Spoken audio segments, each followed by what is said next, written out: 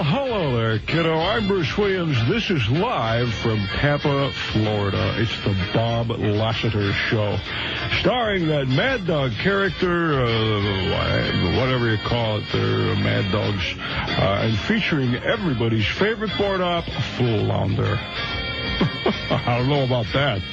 Jeez. Along with Ron Cart Richards in the newsroom and Stan the voice guy, and now Bob Lassiter. 8 minutes after the hour of 8 o'clock. Welcome back, fun seekers.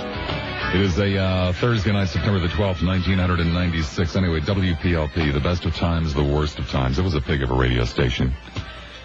It was owned by the same company that owned WINZ in Miami, but for whatever reason, they got caught with what is known in the business as a standalone AM. In other words, they didn't have an FM station.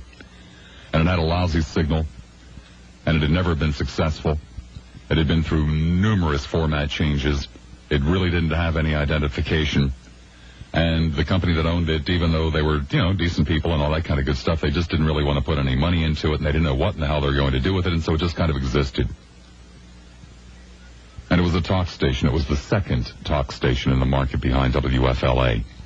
And no matter what they tried, they just simply could not beat WFLA. Not that FLA was so good back in those days, it's just that PLP was worse. Much worse. And it was a strange collection of characters that worked inside that building. The people on the air were basically elderly, as were the callers and the audience. The people off the air were young kids with stars in their eyes. They were going to do things. They were going to go places. They wanted to be in show business. They wanted to be in radio, and they worked day and night like slaves for virtually nothing. And they lived together, and they ate together, and they had sex together, and they partied together. They all made about the same amount of money. The only people that made any money at the radio station were the general manager, the bookkeeper, and the program director / news director. It was now the news Buddha here, and they didn't make that much. We made a hell of a lot less. I did my best work at that radio station because I frankly didn't care. I mean, you don't sweat an $18,000 a year job, for God's sake. So you do whatever the hell you want to do. And they let me do whatever the hell I wanted to do. Unfortunately, the people that ran the radio station, the people that owned the radio station, weren't the best business people in the world, so it was always a financial struggle, to put it mildly. But we had fun. We had a hell of a lot of fun. Those kids were great kids to work with. Enjoyed the hell out of it. And that news director / program director had a real talent for saying something to me right before I went on the air that would trigger something in my mind. And I would take his idea and make a show out of it. The business was much more innocent in those days. The audience was much more innocent in those days. And you could pull stuff like you just couldn't believe. But people would believe. And we had a hell of a lot of fun. But what the hell, business is business. And WFLA started to fall on hard times. They went through a number of ownership changes. They were all broadcasters that bought and sold the station, but they weren't good business people, and things weren't looking terribly good over here. But there was that wild and crazy kid on at night over at PLP. What the hell, let's hire him and see what happens. And so they brought me over here. And the first year that I worked here, the station was owned by a company named Sconix. Half broadcasters, half speculators. It wasn't fun to work here. It wasn't even close to fun to work here because there was just always tremendous pressure and uncertainty. And the second year that I worked here, the station was owned by a company named J-Corps. Hey, talk about broadcasters. These guys were nuts. These guys were great. And they had success, so they had a couple of bucks in their pocket.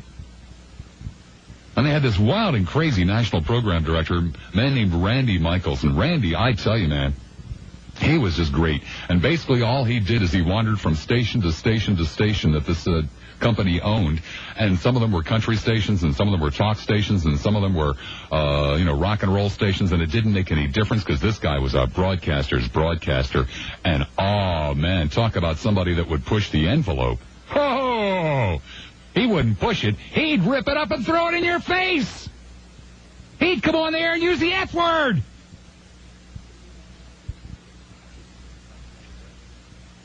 He would come to town and encourage you to be as wild and crazy as you could possibly be, and it was fun to work here. And they started to pay me some money. And I started to get some recognition. And there were some other people that offered to pay me more money, and so I left.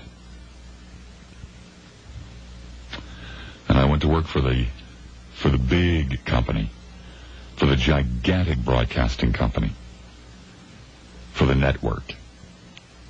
It wasn't fun. It was agony. They paid me more money than I ever thought I'd see in my entire life. And they also thought that they owned me. There was a price to pay for the big bucks. Strangely enough, they were broadcasters too. Believe it or not. They had just gotten so big and with so many layers of management and with so many rules and so many manuals and so many this and so many that's, and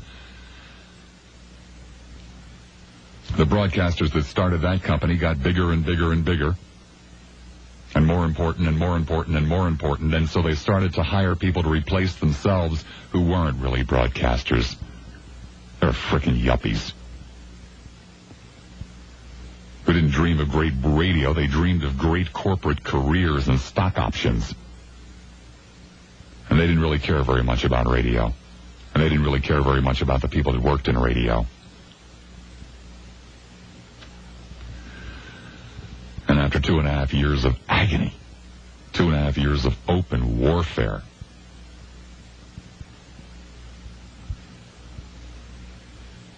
it became painfully apparent to me that the station was not going to succeed as a talk station.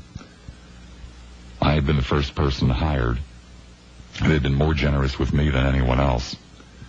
And I had a bitch of a contract, an absolute miserable bitch of a contract with one teeny weeny little window in it. And if they had picked up that option, they were committed to me for another 2.5 years, no matter what, for even bigger dollars. Well, I'm a reasonably practical man, and I knew that there was no way in hell. Just absolutely no way in hell. That when my contract was up, the whole damn station was up. It was clear as a bell.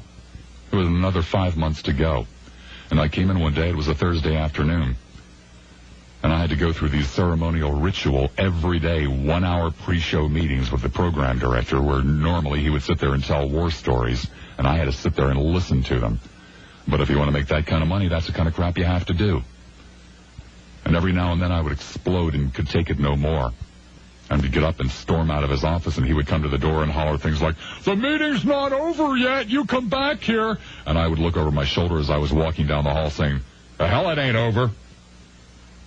And of course there was nothing he could do about it. Well, this particular day, "The meeting's not over yet, you come back here." "The hell, it's not over. If you don't come back here, we might not pick up your contract option." I stopped dead in my heels. I turned around and I said, "What kind of an asshole do you think I am? You pick up my contract option, you have obligated yourself for over $1 million. You think I'm stupid enough to believe you guys are going to do that?" He turned white. Because I was right. And they didn't think I was smart enough to have figured that out. They thought they could hold that window over my head for the next 5 months. I mean, we had gotten to the point at that radio station. When I say open warfare, I mean open warfare. They tried to make my life miserable. I told this story. This story is in the article. They forbid me to say that I was born in Philadelphia, that I had ever lived or worked any place other than Chicago, under pain of suspension, which they could have done under the terms of that contract, where they could have literally kept me from working any place for the rest of my life. If I said, "Hi, I'm Bob Lassiter. I was born in Collingswood, New Jersey, and I used to work at WFLA in Tampa," I wasn't allowed to say that.